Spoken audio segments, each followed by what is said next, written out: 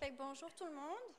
Bonjour pour Enfin, tous ceux qui sont également connectés par Zoom. Je me présente. Je suis Céline Delga. Je suis agente de planification, de programmation et de recherche au service prévention, santé et sécurité au travail de la Direction des ressources humaines.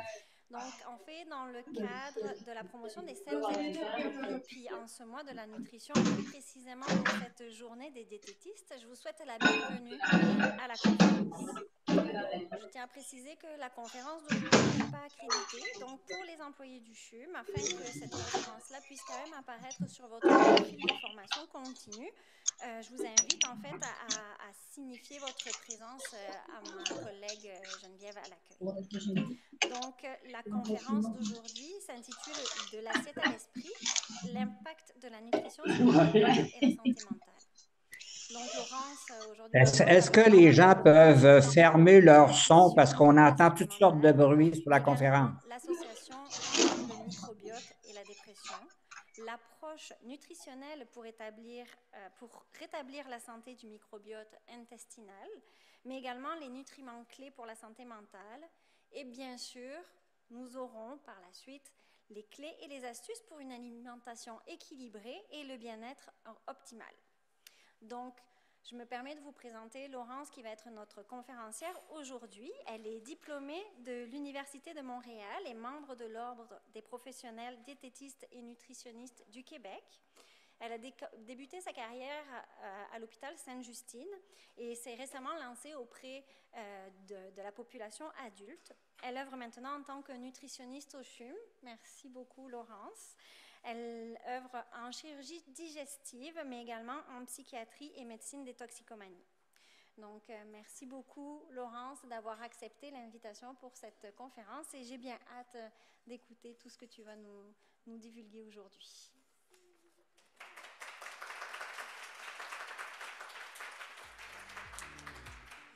OK, bonjour. Je me suis déjà fait présenter. Moi, c'est Laurence, nutritionniste. Je suis bien contente de venir vous parler un peu d'un sujet qui me passionne vraiment beaucoup, soit la santé mentale, puis la santé digestive également. Donc, ça ressemble pas mal à ça, là, le topo pour commencer. À le bien expliquer, c'est là. Alors, de façon générale, quand on pense au bien-être, on pense à l'exercice physique, on pense à la méditation, on pense au sommeil, toutes des composantes qui sont tout à fait importantes, là. Mais on oublie la partie la plus cruciale étant la nutrition. Donc, voici un peu le plan de la présentation. C'est sûr qu'il y a des sujets qui sont quand même complexes qu'on va parler. Le microbiote intestinal, il y a plein de surprises, mais tu sais,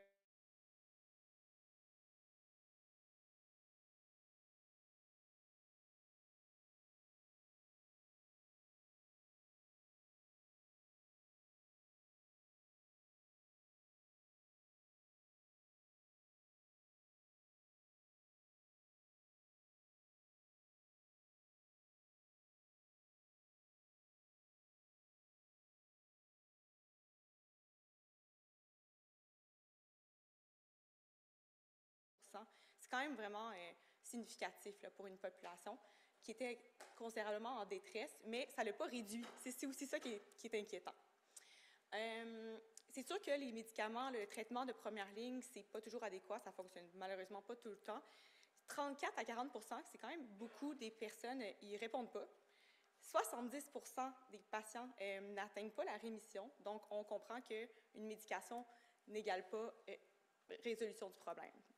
Puis il y en a quand même 20 qui n'ont aucune amélioration. En plus de ça, les médications, donc pour la santé mentale, dépression, anxiété, ça a des effets secondaires chez 50 de la population, ce qui n'est pas négligeable. Donc, on rentre un peu dans notre sujet. Le cerveau, c'est l'organe le plus gourmand de notre organisme. Il y a des gros besoins énergétiques, puis son fonctionnement, il dépend principalement des acides aminés qui proviennent des protéines, des vitamines, des minéraux, des gras et bien d'autres aliments. Fait qu'il faut comprendre que l'alimentation adéquate permet à notre cerveau de fonctionner adéquatement. Il permet aussi de réguler les émotions. Tout ça se passe dans le cerveau. Les fonctions cognitives pour l'apprentissage, la compréhension, le développement personnel, puis les troubles mentaux. Donc, cela étant dit, là, pour vous convaincre bien comme qu'il faut faire attention à ce qu'on mange pour notre santé mentale, je vous énumère un peu ce qui contribue principalement. Donc, des saines habitudes alimentaires, ça contribue à avoir des effets positifs sur votre santé physique. Là, je pense que je ne vous apprends rien. Éviter la dénutrition, tout comme éviter la malnutrition dans un excédent de calories ou une alimentation qui n'est pas optimale. Ça contribue à préserver la structure et la fonction des neurones du cerveau. Donc, un épisode de stress aigu, un épisode d'anxiété aiguë, ça affecte le fonctionnement et le cerveau a besoin de certains nutriments pour le rétablir. Ensuite, l'alimentation, ça prévient la détérioration, la santé mentale et ça permet aussi de ne pas accentuer les mauvais choix alimentaires. Ensuite, au niveau numéro 3, ça contribue à une meilleure autogestion des symptômes psychologiques. Ce que j'entends par autogestion, c'est comme tous les trucs et astuces, les comportements qu'on peut faire pour gérer notre stress et notre anxiété jour par jour. On en a tous, on a des bons et on en a des pas bons, généralement. Mais manger aide définitivement à avoir une meilleure gestion. Comme par exemple, ça va diminuer la fatigue qui s'installe, donc on a les meilleurs choix. Ça peut aussi aider à réguler l'appétit et la concentration.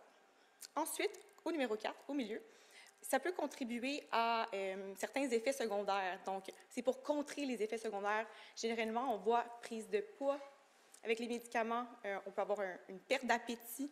On peut aussi avoir un risque de syndrome métabolique, ce qui veut dire qu'on est plus à risque de développer du diabète, des maladies cardiovasculaires, des maladies cardiovasculaires et maladies cardiaques, tout court. Donc, enfin, pour le 5e, c'est des comportements positifs. Celui-là, c'est mon préféré, personnellement. Manger, on a l'option de pouvoir avoir des bons comportements, soit étant présent lorsqu'on mange des repas, ou juste avoir un horaire de repas qui est stable, avoir une routine alimentaire on est capable de maintenir au long terme. Juste ça, ça favorise le bien-être et la connexion avec vos signaux de faim et de satiété. Donc, j'ai oublié de dire aussi que dans la partie comportement positif, cuisiner, c'est super important, conserver le plaisir de cuisiner, mais aussi de manger puis de partager les repas qui permettent d'éviter le retrait social. Bon, mon fameux microbiote, il fait beaucoup de choses. C'est un dieu, on ne s'en rend pas compte, il est caché. On pense que c'est comme pas trop positif, c'est down there, on n'en parle pas beaucoup non plus. Mais lui, il fait vraiment des bonnes choses. Tout comme décomposer les glucides ingérés pour obtenir l'énergie. C'est la base du fonctionnement de l'être humain. En plus de ça, ça fait des acides gras à chaîne courte. Là, vous allez voir, j'en parle encore un peu plus loin, mais ceux-là sont vraiment importants pour l'immunitaire, le rôle immunitaire, les cellules, donc l'énergie des cellules et la sensibilité à l'insuline, donc potentiellement développer le diabète. On a ce fameux axe cerveau-intestin. On dit souvent que l'intestin, c'est le deuxième cerveau.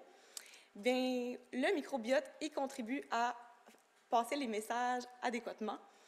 Donc, une résilience au stress, une bonne humeur, tout ça par rapport à la sérotonine, qu'on va y venir. Ça protège des infections, donc ça renforce le système immunitaire. Bon, production de gaz, c'est sûr que je vous apprends rien. Puis, production de vitamines B12, K, folate, toutes très nécessaires pour son fonctionnement du cerveau. Bon. Là, je vous apporte un nouveau mot, probablement que ce n'est pas tout le monde qui est au courant, mais le mot dysbiose, ça a l'air vraiment fancy, juste pour dire que c'est un état sous-optimal, c'est un déséquilibre entre les bonnes bactéries et les moins bonnes bactéries. Il y a des bonnes bactéries qui sont anti-inflammatoires dans notre côlon, puis on a des bactéries qui sont pro-inflammatoires. Puis une dysbiose, c'est quand que c'est rendu, le négatif a pris le dessus. Quand on a une perte de diversité, c'est très important d'avoir plein de bactéries, plein de sortes de bactéries. Si on a une perte de la diversité, bien ça nous met aussi à risque. Donc, c'est quoi qui contribue à une dysbiose? Beaucoup de choses. La principale, c'est l'utilisation d'antibiotiques.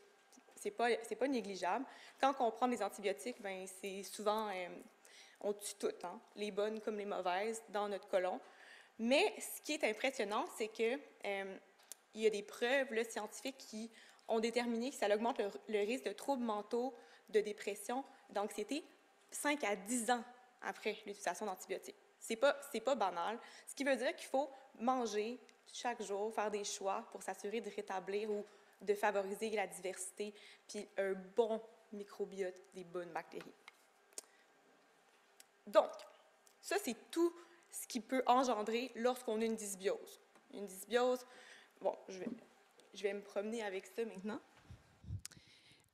Donc, une dysbiose, ça a beaucoup d'effets négatifs. Un, sur le métabolisme, obésité, diabète, dysfonction mitochondriale, cancer. OK. L'axe poumon-intestin, bon, c'est sûr qu'on parle de pneumonie, d'asthme, juste des maladies obstructives aussi. Dans l'axe cerveau-intestin, bien, c'est sûr que lui, c'est lui qu'on parle aujourd'hui. On a aussi des effets sur les maladies cardiaques. Puis, l'axe de la peau-intestin, acné, psoriasis, puis les cancers. Donc, c'est pas négligeable. On a des effets sur tout ça. Donc, OK. Allons-y avec l'autoroute directe. C'est comme ça que je l'appelle.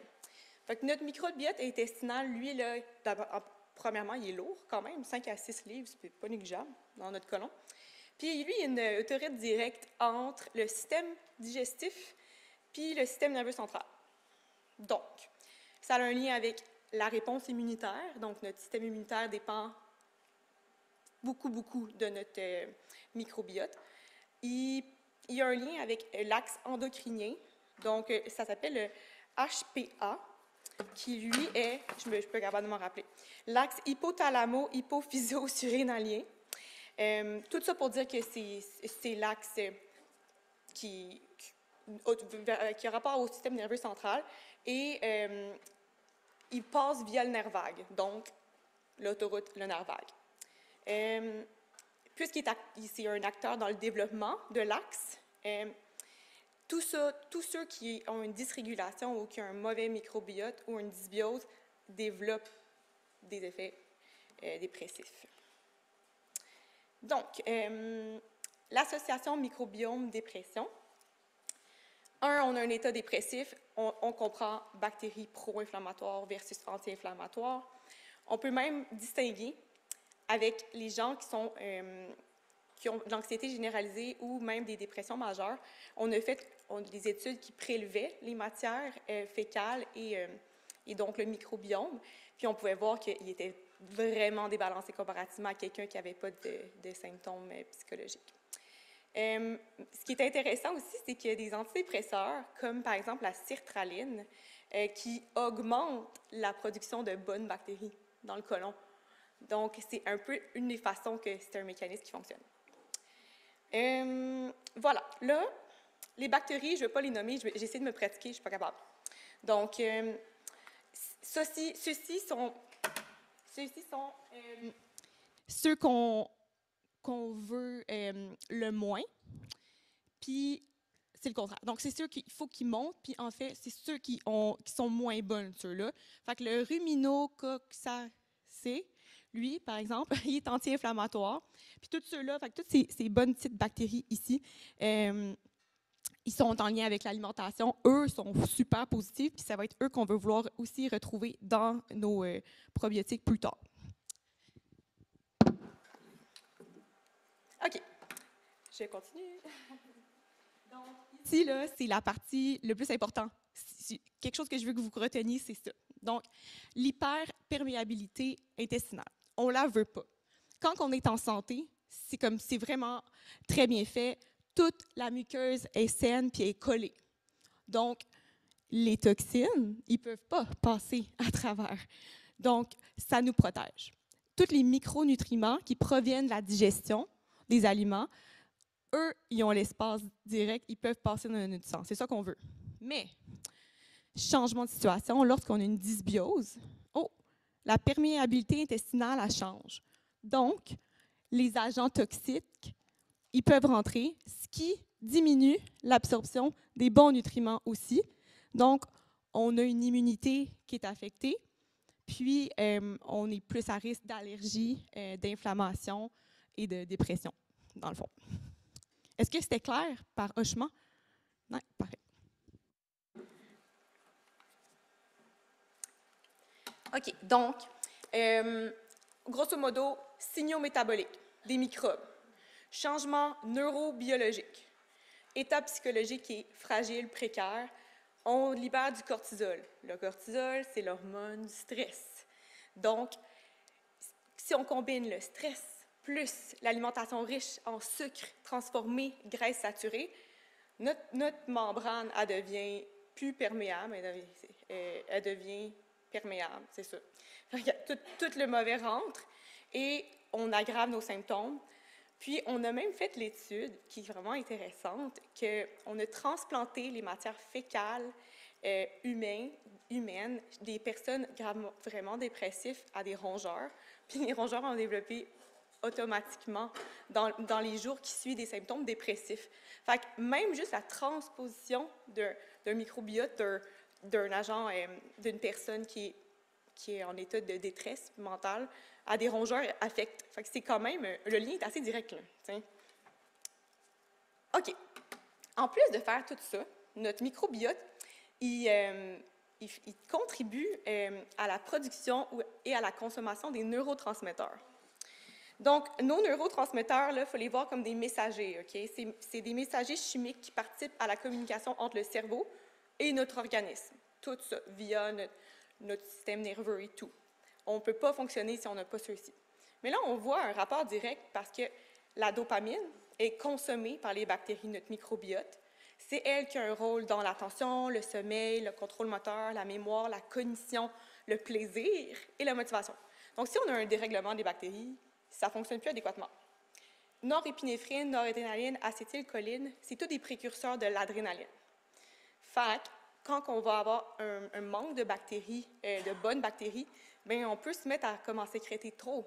Puis, on est plus vigilant, un moins bon sommeil, un moins bonne facilité à l'apprentissage.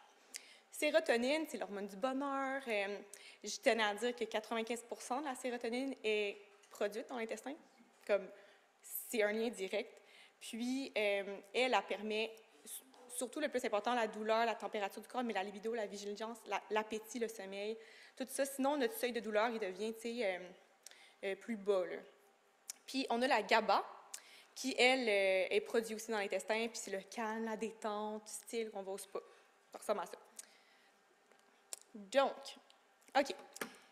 Nos métabolites. J'essaie de mettre ça quand même simple, là, mais les métabolites, c'est, dans le fond, ça vient de la fermentation des glucides non digérés, non absorbables dans le côlon. OK? Donc, ça ressemble un peu au FODMAP. C'est certains aliments qui ne sont pas vraiment digestibles, mais qui travaillent comme sous forme de fibres. Puis, eux, ils créent de la fermentation, puis cette fermentation-là fait des gaz.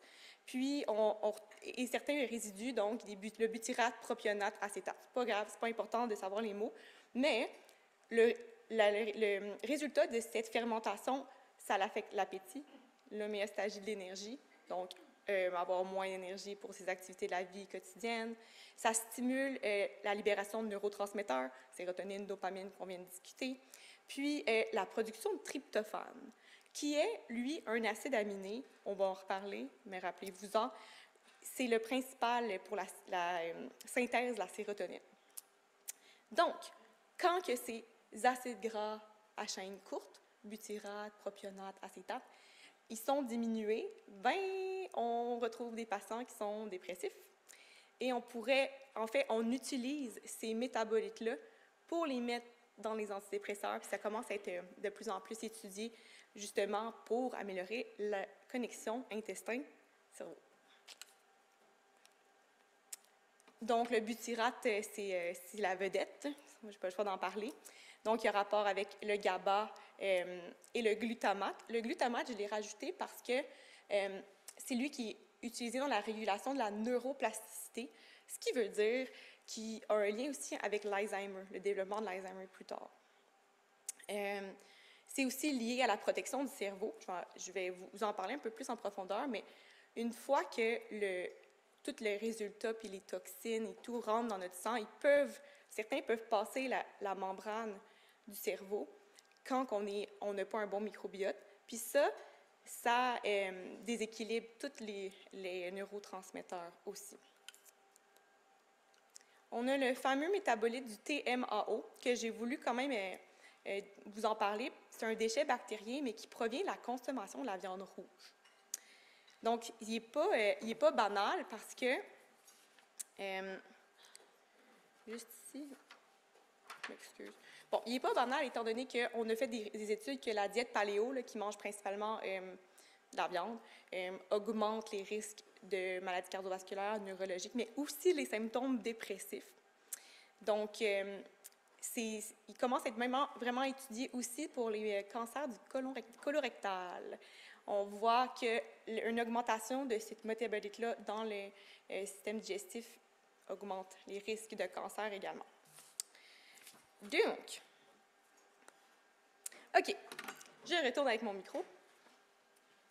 Donc, ça, c'est l'aspect le plus comme compliqué, mais je vous ai quand même réduit ça là, pour qu'on comprenne le gros du morceau. Ça, c'est notre muqueuse intestinale. On s'entend? Donc, lorsque nos bactéries sont en dysbiose, ça crée une mauvaise perméabilité. On a des trous. Bon, on a des trous. En plus de ça, on se trouve avec une augmentation des LPS parce que nos acides gras à chaîne courte, ils ont diminué. Donc, ça augmente considérablement la perméabilité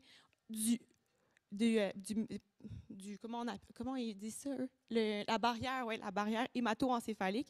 C'est elle qui protège le cerveau pour pas qu'il absorbe des mauvaises toxines. Okay? Mais le fait que les résultats ici ont augmenté, les toxines finissent par rentrer dans notre cerveau tranquillement. On crée des symptômes dépressifs. Donc, c'est le lien important là, à comprendre dans ce contexte-là, c'est vraiment que ce que vous mangez implique la paroi. Et donc, ça diminue la sérotonine puis la dopamine, donc dépression, anxiété. Le cortisol est dans le plafond. Puis, on est en neuro-inflammation complète. C'est assez direct et assez impressionnant. Ça fait pas si longtemps qu'on l'a trouvé, ça.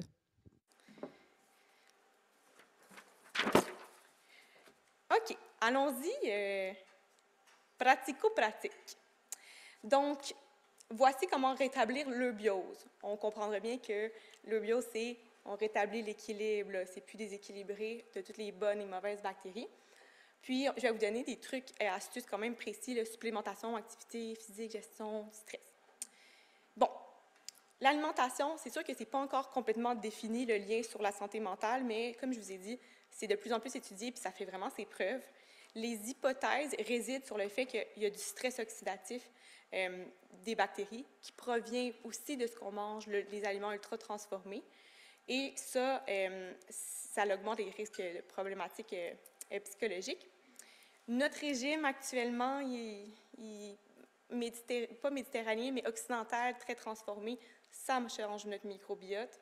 Mais c'est prouvé qu'un régime méditerranéen diminue les risques, donc d'une dysbiose. Puis, on a aussi trouvé de façon significative que les symptômes de la dépression sont diminués avec une intervention nutritionnelle. Donc, c'est encourageant. Voici mes conseils pour le quotidien. D'abord et avant tout, là, je dis à tous mes patients, en général, qu'il faut manger diversifié. Donc, autant qu'on veut diversifier notre flore, on veut diversifier notre alimentation. Donc, c'est hyper important de choisir des légumes de saison, par exemple, de varier. Je dis souvent de mettre 2 couleurs dans l'assiette, comme ça, on s'assure d'avoir au moins différents vitamines, minéraux, micronutriments. Plus que de couleurs, plus que d'antioxydants. L'antioxydant, ça diminue l'inflammation. Les polyphénols, on va pouvoir en regarder un peu après, là, mais c'est la couleur des certaines baies, par exemple, on le retrouve dans le cacao. aussi a un effet anti-inflammatoire.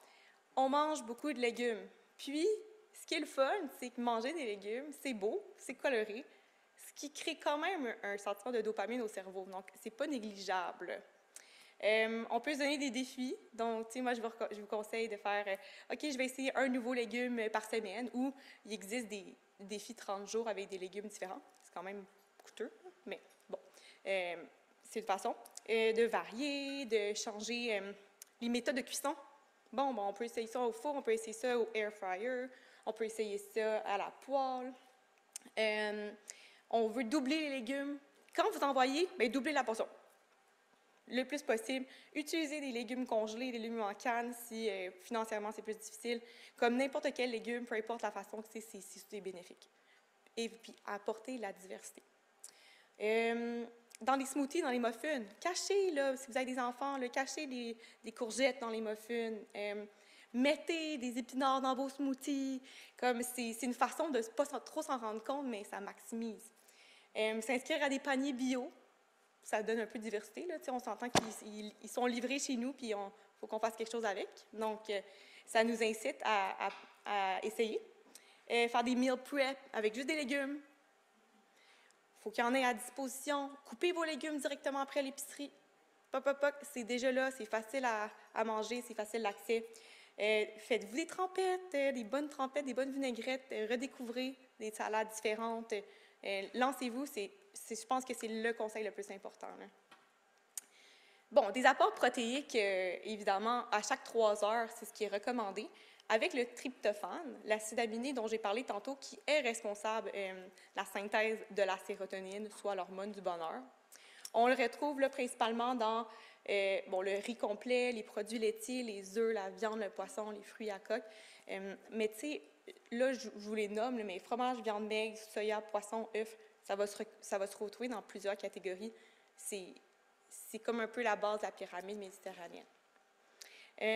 Augmenter l'apport en fibres. Bon, tantôt, je parlais de mes acides gras à chaîne courte, qui, eux, ils faisaient par fermentation des métabolites qui étaient positifs pour le lien entre l'intestin et le cerveau. Bien, il faut manger beaucoup de fibres, puis je vais être honnête avec vous, c'est dur d'atteindre les besoins par jour. Donc, l'objectif, là, c'est d'avoir, pour les hommes, 30 grammes à 50 grammes par jour.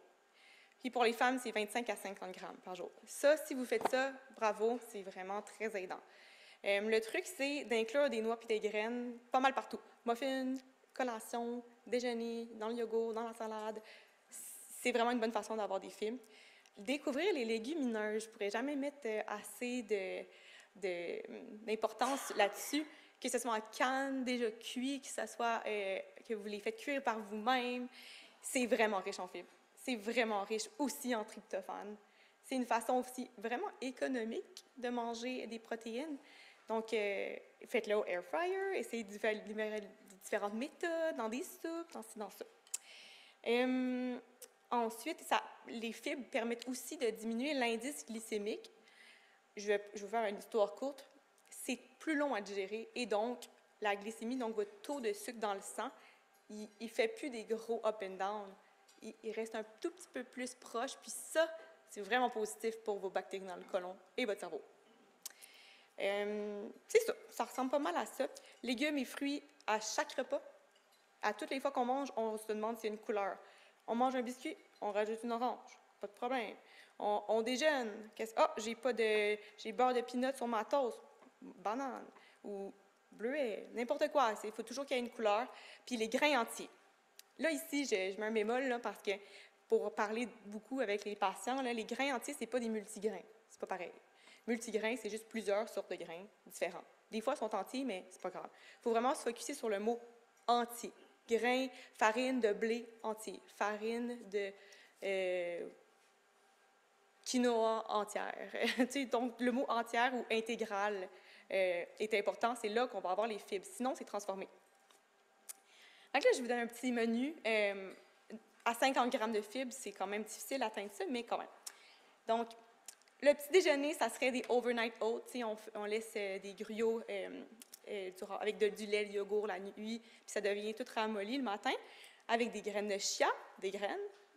Ensuite, on a des fraises, des fruits, de la couleur, d'autres fibres, 10 grammes.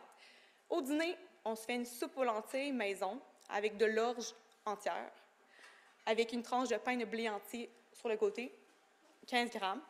Pour souper, par exemple, on se dit, OK, on va prendre du saumon, qui est super bon aussi pour le cerveau, on va y revenir, du quinoa entier, cuit, une petite 3/4 de tasse de petits pois, qui est aussi très riche en fibres et en protéines. Puis, comme dessert, un fruit, 2 kiwis, on est rendu à 17. Puis, la collation, ça peut être, en tout cas, le matin, l'après-midi, le soir, 3 tasses de maïs soufflé, idéalement comme maison, là, pas riche en sel, puis riche en gras saturés, puis tout. 1/4 de tasse de noix, on a 8 grammes, puis là, ça fait 50 grammes. C'est vraiment le thinking d'essayer d'en ajouter un peu partout, tout le temps. Bon, conseil nutritionnel maintenant au niveau des probiotiques puis des prébiotiques. On a deux catégories. Les probiotiques, c'est des bactéries qui sont actives, donc on va les consommer, puis ils sont déjà actives, ils sont vivantes. Les prébiotiques, c'est de la nourriture pour nos bactéries dans le côlon, mais ce n'est pas actif. Donc, par exemple, dans les probiotiques, on peut penser à tout ce qui est fermenté, du fromage, du yogourt, beaucoup de fermentation miso. Comparativement aux prébiotiques, je pense souvent à l'exemple de la banane qui est verte. Une banane verte, c'est riche en prébiotiques, c'est des bons aliments, des bons nutriments pour nos bactéries du côlon. Mais une fois qu'elle est mûre, bien là, ça devient plus des probiotiques. Donc, c'est quand même intéressant à regarder. Il y a beaucoup des fruits, dans le fond, c'est vraiment les fruits et les légumes, là, c'est ça qui est... Puis tout ce qui est brocoli, ail, qui ont tendance à faire des pets, c'est vraiment des bonnes prébiotiques. Donc, c'est prouvé aussi là, que donc, les prébiotiques GOS, galacto-oligosaccharides, sur 3 semaines, quand on leur donne des prébiotiques comme ça augmente les bonnes bactéries, ça diminue le cortisol, soit l'hormone du stress.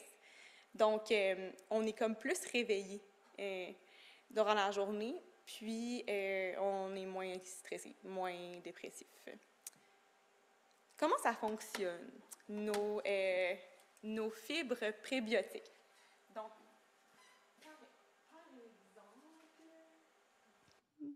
par exemple, on mange une pomme, encore une fois, entière, hein? Compote puis tout, là, c'est moins intéressant, là, OK? On veut entière. OK, ça nous fait des fibres qui sont solubles, qui sont des bonnes prébiotiques.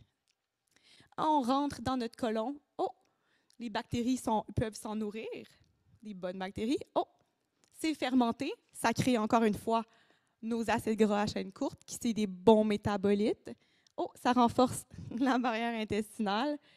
On absorbe mieux les minéraux et on a un meilleur système immunitaire. C'est de là les grains entiers, les fibres, l'importance. Ça découle et donc meilleure santé psychologique.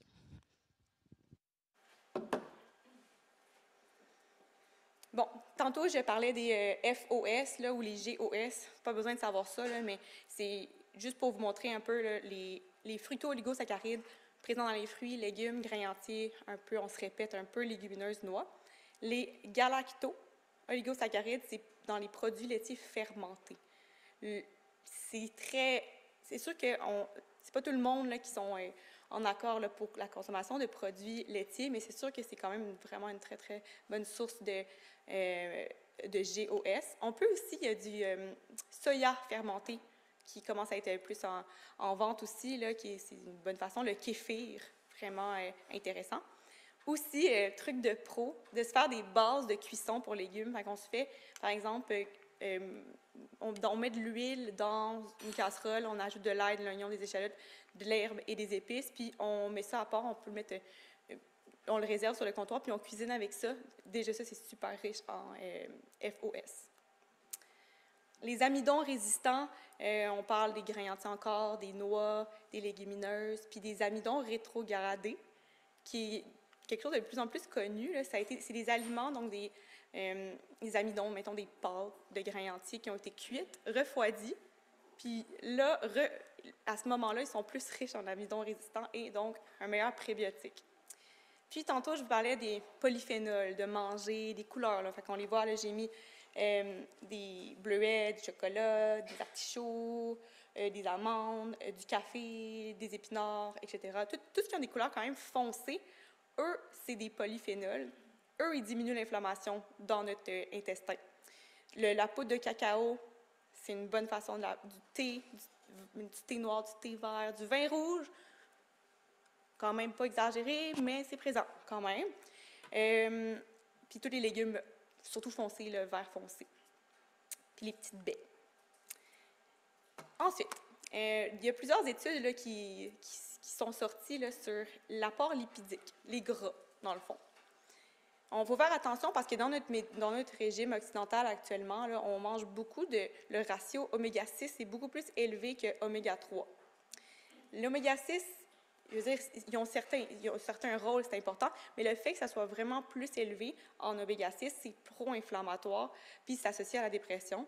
Donc, c'est important d'essayer de choisir des huiles qui sont plus riches en oméga-3, comme par exemple, je les ai mis en dessous, la source d'oméga-3, on voit cuillère à soupe de graines de lin, qu'on peut les mettre un peu partout dans salade, repas, muffins, gruau.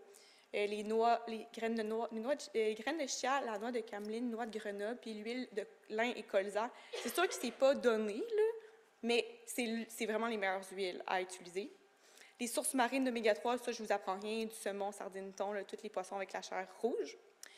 Les huiles riches en oméga-6, on les retrouve plus dans les tournesols, soya, maïs, pépins de raisin, arachides, cartame, puis toutes les beurres de noix transformés, là, boissons végétales très transformées, il faut faire quand même attention.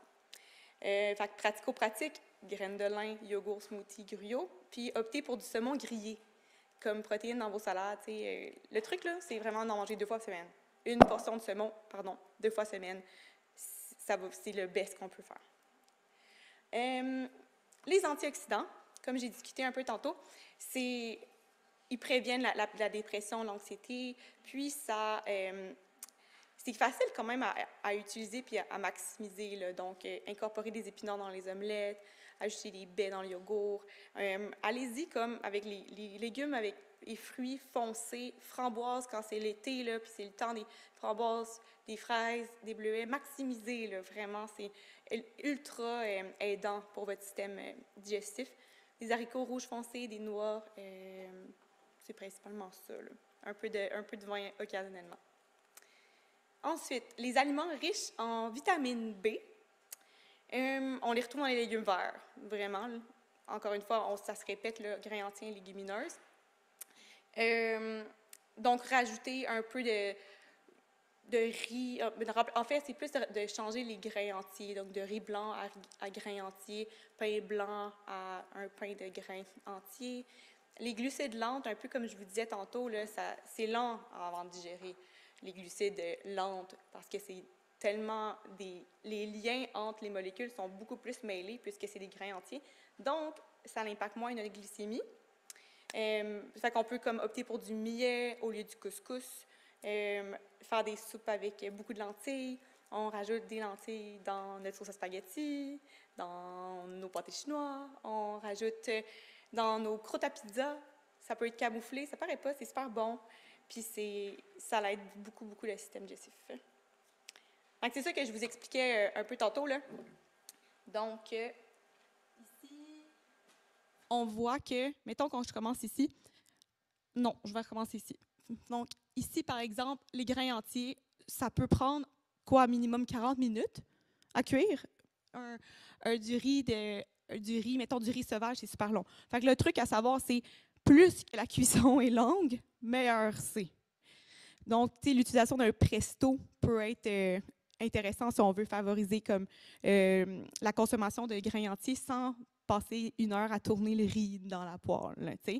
Puis plus qui est transformé, coupé, instantané, soufflé, malgré que tout le monde pense que c'est faible en calories, c'est quand même très transformé, indice de glycémie élevé, c'est pas si bon là, pour notre santé en général. Broyé puis raffiné, là, on n'a plus de fibres, on n'a plus de vitamines. C'est vraiment la chose à penser. Les substitutions, pain blanc, pain brun, farine de blé, farine, blé intégral, épeautre, sarrasin, camus. Le couscous, l'orge, c'est un dérivé du blé, là, donc du pain blanc, là, dans le fait. Donc, on y opte plus pour du bulgur, épeautre, orge. Essayez-vous, là, tout comme on veut diversifier les légumes, on diversifie les reins. Qu'est-ce que j'ai dit là? On diversifie les grains entiers. Les céréales, ben tous ceux-là sont hyper transformés. On s'entend, le Special K, cornflakes, ça ressemble pas mal à ça. Là. On est là. OK. Bon, à ce moment-là, on essaye d'y aller avec des grains entiers, comme par exemple, c'est sûr que les mini-wheats sont plus entiers. Les Cheerios multigrains, si c'est écrit entier, on regarde plus pour des cachis, Nature's Path. Toujours faire attention au sucre quand même, mais chercher dans la barre d'ingrédients le mot entier. Des craquelins, on peut penser aux craquelins avec toujours plein de graines là, qui sont dedans, puis ils sont bruns. Ça, c'est vraiment des meilleurs choix. Puis, les vermicelles de riz, ben, des fois, aller opter pour du riz, un riz un peu plus proche du sauvage, là, peut être pertinent. Bon, mais nos fameuses probiotiques, on opte pour des yogourts nature, riches en probiotiques, comme en fait, comme même le Activia, là, il est quand même vraiment riche. Là, on peut même le voir là, souvent. Donc, tout ce qui a été fermenté, c'est utile. Le kéfir, c'est ultra riche en probiotiques. Il faut faire attention au sucre. Ça peut être vraiment très, très sucré. Si on veut en intégrer, ben, est-ce qu'on met la moitié du kéfir avec un yogourt nature pour diminuer la quantité de sucre par portion? Du choucroute, très, très utile pour les probiotiques. Le tempeh, c'est un dérivé de la fève de soya qui est fermenté, très riche en probiotiques. Le miso, on ajoute du miso aux vinaigrettes, aux soupes, aux sautés. C'est sûr que ça a un petit goût, mais ça peut vraiment être facilement intégré à l'alimentation. Puis du kimchi, on en ajoute sur nos tacos, sur nos burritos, quesadillas. On se coupe, on se fait une petite sauce avec ça. C'est ultra aidant. Ensuite, autre chose à considérer, les betteraves. C'est d'ailleurs mon légume préféré, deuxième légume préféré. Puis, il y a un impact sur les cellules cancéreuses, puis il soutient la croissance des bonnes bactéries. Donc, c'est récent, l'étude qui est sortie là, sur les betteraves fraîches qui sont cuites. Là. Intégrer les protéines végétales, pourquoi? Bien, c'est sûr que ça permet de diminuer la consommation de viande qui, lui, sécrète le TMAO, qui était nocif pour les bactéries et les cancers. Donc, tu sais, on opte pour boisson de soya, tofu, protéines végétales, on s'essaye, la PVT. Edamame qu'on laisse au congélateur, qu'on fait cuire au four, puis ça fait des petits chips.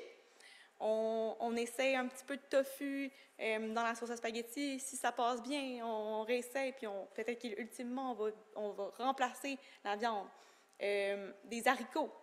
On remplace ça dans les tacos, on fait des tacos haricots, on fait des potages, puis on ajoute ça. On peut même mettre des haricots blancs dans les potages, puis quand on le broie, ça paraît même plus, là, c'est comme si ça avait remplacé un peu la crème. Des lentilles, comme je vous en avais parlé tantôt, des edamames dans le pokéball, au four, comme collation. Les polyphénols, c'est très important, tout comme le persil, qui est vraiment riche en flavonoïdes. Fait que si vous débutez votre jardin un jour, bientôt, c'est intéressant de rajouter le persil. Les herbes et les épices, c'est sûr qu'ils ont une propriété anti-inflammatoire, là, donc le gingembre, le curcuma, le poivre de Cayenne, tout ça, c'est sûr qu'il faut des grosses quantités là, pour que ça soit un effet anti-inflammatoire, mais quand on s'habitue, on pourrait faire une combinaison de protéines végétales, donc des lentilles, on a du curcuma, quelque chose de comme plus un curry, ça devient intéressant. Là. Les suppléments de probiotiques, il y a un nouveau nom maintenant qui s'appelle les psychobiotiques. Ça veut juste dire, dans le fond, que c'est les bactéries qui ont été prouvées pour fonctionner puis améliorer le transit et la flore intestinale. Eux, c'est intéressant, c'est ces 4 souches-là là, que je vous ai mis. La Bifidobacterium infantis, c'est Lactobacillus, en fait, c'est facile, c'est Bifido puis lacto. Puis on vise, il faut vraiment qu'il y ait 10 à 20 milliards de probiotiques dedans, sinon ça ne sert à rien dans les études. Donc, regardez ça sur votre étiquette. Il faut au moins 7 à 10 souches différentes parce qu'ils ont des effets synergiques ensemble. Il y a des gélules entériques là, qui existent maintenant, comme le Calm Biotic puis le Probiotic Jameson. Mais la seule chose sur le Jameson que j'ai regardé, c'est qu'il y en a moins que 20 milliards, mais il fonctionne. Il y a des bons résultats. Il y a un nouveau concept aussi qui s'appelle les suppléments de symbiotiques. Fait que c'est probiotiques plus prébiotiques ensemble. Fait que si vous voyez ça sur l'étiquette, c'est super bon. On a les postbiotiques. Dans le fond, c'est les bactéries inactives, mais qui aident à la formation d'acides gras à chaîne courte. Puis, ça a été montré là, que les postbiotiques sur les rats, ça rééquilibre l'état psychologique de dépression. Donc, voilà. Côté supplément, je vais toujours vous dire de prendre un supplément de vitamine D, c'est sûr, à chaque jour. Là, on est au Québec, on est vraiment plus en risque de déficience en vitamine D. Donc, visez là, un minimum, c'est 800 à 2000 par jour. Là. C'est souvent des capsules de 1000, là, c'est parfait. Une par jour, c'est suffisant. Les vitamines B, c'est surtout si vous ne mangez pas beaucoup de grains entiers, de légumes avec des couleurs différentes. Ce serait peut-être intéressant d'avoir un complexe B à ajouter, mais je vais toujours prioriser les vitamines B qui proviennent de l'alimentation. Là. Donc, ça a un effet antidépresseur, comme le manque de vitamine B9 qui est fréquent chez les femmes également. Le zinc, là, bémol. Le zinc, c'est important de ne pas en prendre là, tout de suite. Il faut faire un dosage, idéalement, à moins que vous demandez à votre nutritionniste puis qu'elle fasse un bilan puis elle dit oui, comme effectivement, il manque de fer, parce que ça a un impact sur la santé mentale. Et évidemment, l'oméga 3. Faire attention aux comprimés d'oméga 3. Souvent, le ratio oméga 6, oméga 3 n'est pas suffisant. Là, on a plus d'oméga 6 que d'oméga 3. On peut le voir sur l'étiquette. Faire attention, mais on veut minimum 500 mg d'oméga 3 EPA par jour. Vous pouvez toujours demander à votre nutritionniste. À limiter, donc il y a des études qui démontrent que le Splenda, les édulcorants, ils augmentent les risques de dysbiose dans votre intestin. C'est préférable d'aller pour des sucres plus naturels, mais je vous garantis que pour votre santé générale, c'est mieux d'habituer vos papilles tranquillement à diminuer le sucre.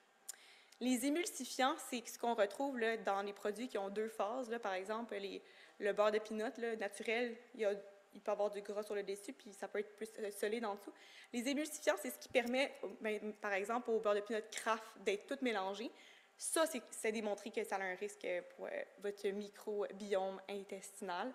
Puis, vous pouvez peut-être même vous y référer, là, mais les vinaigrettes, les beurres de noix, les tartinades, tout ça là, sont plus à risque. On fait attention aux aliments transformés qui sont associés à un plus grand risque de dépression et d'anxiété. Faire attention aux agents épaississants, comme maltodextrine, ça serait à essayer de regarder dans l'étiquette. Les colorants alimentaires aussi sont à risque, surtout le titanium de dioxyde. Les perturbateurs endocriniens, là, il y a eu une grosse mode là, sur le BPA récemment, là, dans les dernières années. Fait que c'est vrai, là, dans les études, il faut faire attention, ça l'affecte la santé mentale. Tabac, alcool, bien évidemment. On peut faire de l'activité physique, c'est toujours recommandé de faire au moins 150 minutes d'activité physique par semaine. Ça diminue les symptômes dépressifs, ça améliore la flore intestinale. Dormir égale meilleure flore intestinale, c'est une relation directe. Meilleure qualité, meilleure digestion, meilleur équilibre. Stress, bien, on le sait que ça l'affecte automatiquement, donc ça libère le cortisol, neuroinflammation totale. Puis, nutriments pour optimiser la gestion du stress, c'est l'oméga 3. Manger du poisson, c'est super important. Le magnésium. Puis, je vous encourage de faire des pauses durant la journée là, pour essayer de diminuer le stress. Pratiquer la respiration, le yoga, et c'est sûr que ça permet de libérer aussi des endorphines. Donc, voici le petit résumé qui résume un peu les astuces nutritionnelles. J'aimerais ça prendre le temps là, pour les questions, puis je vous laisse pouvoir les écouter. Là. Okay. Voilà. Avez-vous des questions? Oui!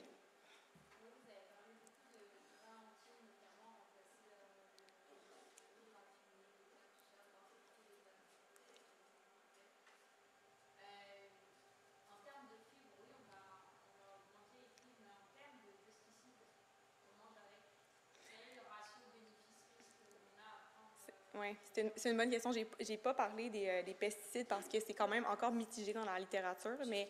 Oui. Ah, OK, oui. Elle me demande le rapport entre les pesticides puis les grains entiers versus... c'est ça, hein, si j'ai bien compris? Grains entiers versus pas plus le transformé. C'est sûr que quand c'est bio, c'est plus adéquat pour la santé. Ça, c'est sûr. Mais le risque ou le bénéfice des grains entiers est supérieur juste parce que ça diminue l'indice glycémique. Et donc, les variations, moins de risque de développer aussi le diabète, mais ça permet vraiment de prévenir les variations puis les sautes d'humeur. C'est plus ça. Est-ce que ça répond à ta question? Est-ce que vous pouvez juste vous déplacer au micro pour poser les questions pour que les gens qui sont en ligne puissent les entendre dans le fond? Mais, Un micro juste ici. C'est correct? bon. Est-ce qu'il y avait des questions en ligne? Il y a une question en ligne pour savoir est-ce que la présentation PowerPoint sera disponible pour les gens qui vont participer ou pas? Ben oui, on peut la rendre. Ben oui, oui, tout à fait. Oui, oui, ça me fait plaisir. Il y a beaucoup de trucs. Oui. Oui. Je peux? Ouais. Moi, ma question, c'était quand on fait déjà une cure de probiotiques et Ouais. qu'on prend, par exemple, du kéfir, Ouais. est-ce qu'il n'y aura pas trop de probiotiques? Non. Non? Ok. Impossible. J'ai fait des recherches aussi là-dessus. On ne peut pas en avoir trop, jamais. Sinon, ça va être excrété dans les selles, mais on peut toujours améliorer le ratio. Fait que, ouais. D'accord. Puis j'avais une deuxième question, c'était est-ce que le pain au levain, il y a autant de fibres qu'un pain aux céréales, par exemple? Seulement si la farine est à grains entiers. Ok. Sinon, le vin en tant que tel ne fait aucune différence, non. D'accord. Ouais. Merci. Plaisir. Ça ne fonctionne pas. Ma question est, est-ce que le CHUM prendra éventuellement le virage de grains entiers et de qualité alimentaire un peu plus améliorée à la cafétéria et au niveau des patients?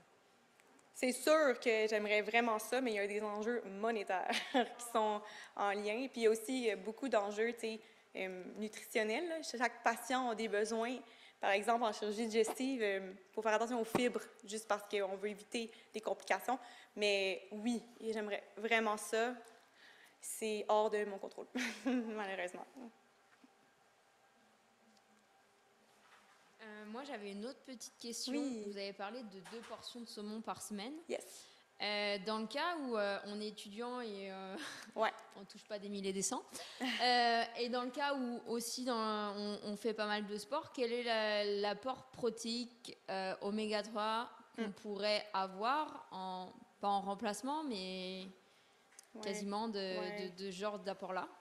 Bien, dans ce cas-là, je regarderais pour un supplément qui vise 500 mg d'oméga 3 par jour. Je regarderais les graines de lin, l'huile de lin, un peu dans tout. Des cannes de saumon. OK. C'est super riche. Il y a certaines sardines. Bien, il y a en fait les sardines aussi, le thon. Mais c'est sûr que c'est coûteux. Ça, c'est sûr que c'est coûteux. Et justement, le lin, Ouais. moi, on m'avait dit, mais je ne me suis pas renseignée, à vrai dire, qu'il fallait pas manger les graines comme ça, il fallait vraiment que ça soit moulu pour que ça soit... Oui, okay.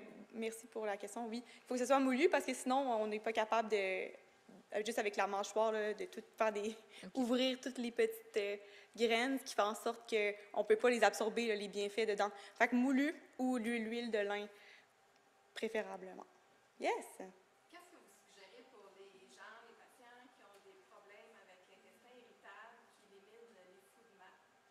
Oui, bonne question. Fait que les FODMAP, c'est un peu toutes les FOS, GOS qu'on parlait tantôt. C'est à risque, puis d'emblée, moi, je propose des probiotiques. Je ne vais pas sponsoriser, mais les Bioca qui sont au frigo sont vraiment bénéfiques, surtout pour les FODMAP. Lorsqu'on réintroduit les FODMAP, après ça, c'est plus une temps nécessaire, mais le temps, vraiment bonne question.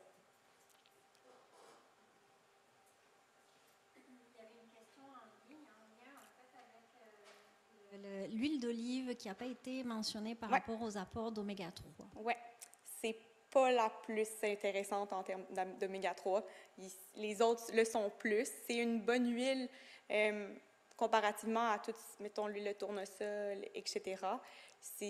c'est sûr que plus que quand elle est pressée à froid, c'est intéressant parce que le mécanisme est moins transformé. Mais en termes d'oméga 3, ce n'est pas la plus avantageuse.